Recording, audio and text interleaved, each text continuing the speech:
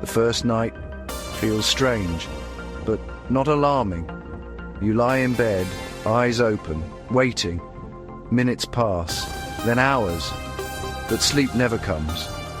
Not for you, not for anyone, across the entire planet. Something fundamental has stopped working. The human brain can no longer enter sleep. No dreams, no rest, no reset. At first, people assume it's temporary, a global anomaly, a strange neurological glitch that will correct itself by morning. But morning arrives and no one has slept. The first 24 hours without sleep feel surprisingly manageable for most people. There's a sense of fatigue, but daily routines continue. People are tired, but still functional. Reaction times slow slightly, and focus begins to slip, making even simple tasks feel a bit harder. Yet society keeps moving. Workplaces remain open, schools continue, airplanes still take off. Everything appears mostly normal on the surface. But beneath that calm exterior, the damage has already begun, quietly affecting minds and bodies. Sleep is not optional. It is a biological necessity.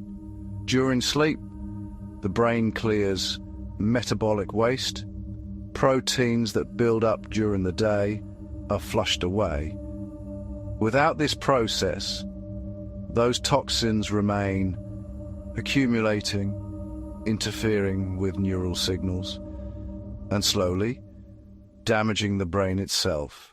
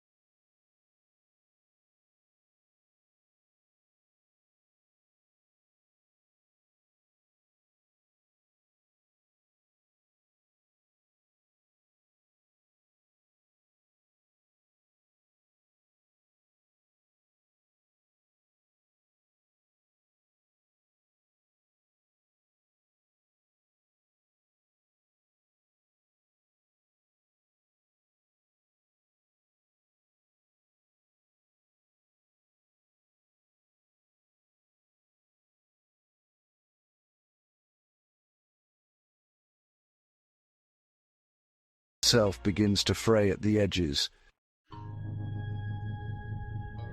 By day 3, the human mind begins to fracture. The first cracks are subtle, an unshakable sense of unease, a growing confusion that clouds even the simplest thoughts. People find themselves forgetting words mid-sentence, losing track of time, and feeling as if reality itself is slipping through their fingers.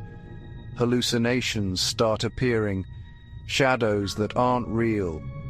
The mind, desperate for rest, begins to conjure images and sounds that don't exist.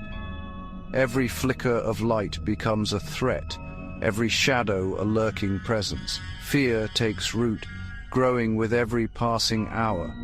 Movements in empty spaces, voices that no one else can hear. Whispers echo in the silence, and the line between waking and dreaming blurs. People start to question what's real and what's a trick of their exhausted minds. The boundary between perception and imagination begins to blur. Faces morph in the corner of your eye. Familiar places become unrecognizable, and the world feels increasingly alien. This is not simple fatigue. This is neurological destabilization. Brain scans reveal chaos, neurons firing out of sync, circuits overloaded. The mind's delicate balance is lost, replaced by confusion and fear. Hospitals begin filling, emergency systems struggle to cope. Doctors and nurses, themselves exhausted, are overwhelmed by the flood of patients. Hallways echo with confusion and panic. Because the problem is not localized, it is global. Every continent, every city, every home is affected. News broadcasts struggle to keep up, reporting chaos from every corner of the world. And there is no treatment, no protocol, no solution. Scientists and doctors search desperately for answers, but the phenomenon is unprecedented. The world's best minds are left helpless. By day 5, society begins to destabilize. Tensions rise in the streets, arguments erupt, tempers flare, and order starts to break down. The thin veneer of civilization begins to crack. Critical systems start failing.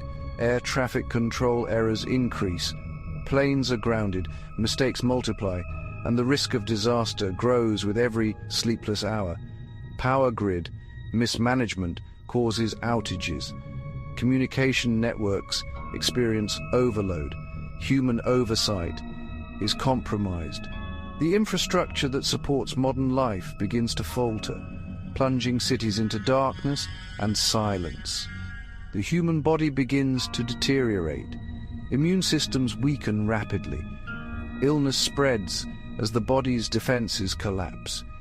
Even minor infections become deadly. Hormonal balance collapses. The body cannot repair itself.